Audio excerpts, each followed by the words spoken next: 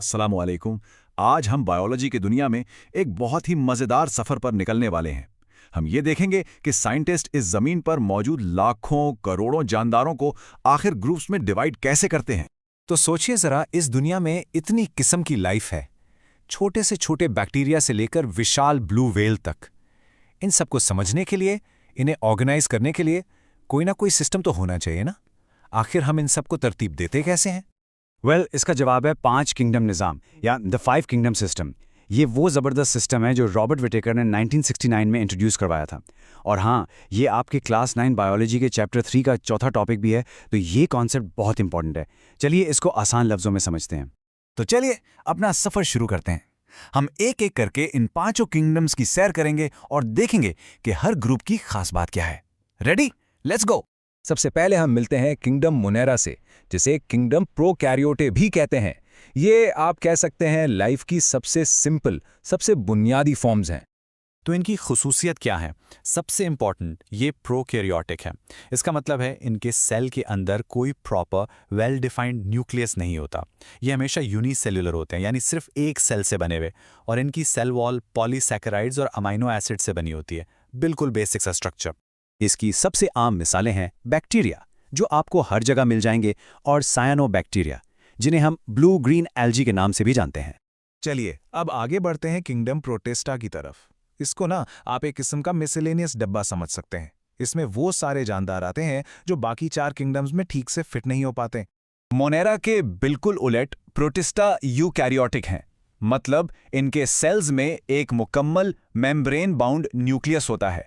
ज्यादातर ये भी यूनिसेल्युलर हैं और पानी में रहते हैं। और देखें कितना डाइवर्स ग्रुप है। इसमें पौधों जैसे एल्गी हैं, जानवरों जैसे प्रोटोजोआ हैं और फंगस जैसे स्लाइम मोल्ड्स भी हैं। कमाल है। इसके कुछ कॉमन एग्जाम्पल्स हैं अमीबा, पैरामीशियम और हाँ, एल्गी की ढेर सारी किस्में। हमारा तीसरा स्टॉप है किंगडम फंजाई। ये कुदरत के बेहतरीन डिकम्पोजर्स हैं, यानी ये मुर्दा चीज़ों को तोड़कर ज़रूरी न्यूट्रिएंट्स को वापस इकोसिस्टम में रिसाइकिल करते हैं। सुपर इंपॉर्टेंट काम है ये। फंजाई भी यूकैरियोटिक हैं। यीस्ट के अलावा बाकी सब फंगाई मल्टीसेल्युलर होते हैं। इनकी सबसे अनोखी बात यह है कि इनमें क्लोरोफिल नहीं होता, तो ये अपनी ग़िज़ा खुद नहीं बना सकते।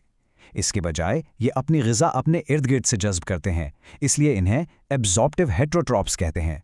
और हाँ, इनकी सेल वॉल काइटिन नाम के एक मटीरियल से बनी होती है, पौधों की सेल्यूलोज वाली वॉल से बिल्कुल अलग। मशरूम तो आप सब जानते ही हैं।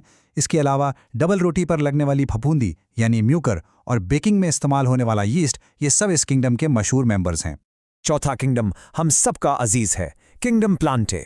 ये हमारे प्लैनेट के प्रोड्यूसर्स हैं, यानी ऑटोट्रोफ्स। ये वो जानदार हैं जो सूरज की रोशनी से हम सब के लिए ग़िज़ा तैयार करते हैं। इनकी खुसूसियात बहुत क्लियर हैं। ये यूकैरियोटिक हैं, मल्टीसेल्युलर हैं और ऑटोट्रॉफिक हैं। ऑटोट्रॉफिक क्यों? क्योंकि ये फोटोसिंथेसिस के जरिए अपनी ग़िज़ा खुद बनाते हैं और इनकी सेल वॉल सेलुलोज से बनी होती है। और अब आखिर में हम पहुंचते हैं 5वें और शायद सबसे कॉम्प्लेक्स किंगडम पर, किंगडम एनिमेलिया, यानी हम और आप जैसे तमाम जानदार।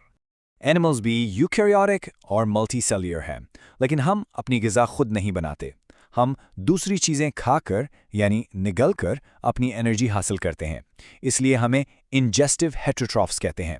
और सबसे बड़ा फ़र्क, हमारे सेल्स के बाहर कोई सेल वॉल नहीं होती, बिल्कुल नहीं।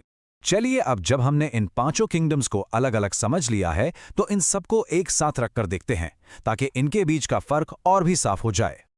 वाह, ये टेबल तो पूरे टॉपिक का एक ज़बरदस्त समरी है। देखिए, अगर आप सेल टाइप पर नज़र डालें तो सिर्फ मोनेरा ही प्रोकैरियोटिक है, बाकी सब यूकैरियोटिक। न्यूक्लियर मेम्ब्रेन भी सिर्फ मोनेरा में नहीं होती।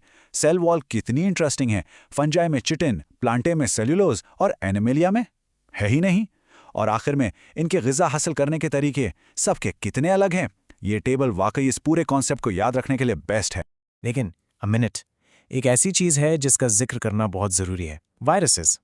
इन्हें हमने किसी भी किंगडम में क्यों नहीं डाला? ये कहाँ गए? इसकी वजह बहुत सिंपल लेकिन बहुत अहम है।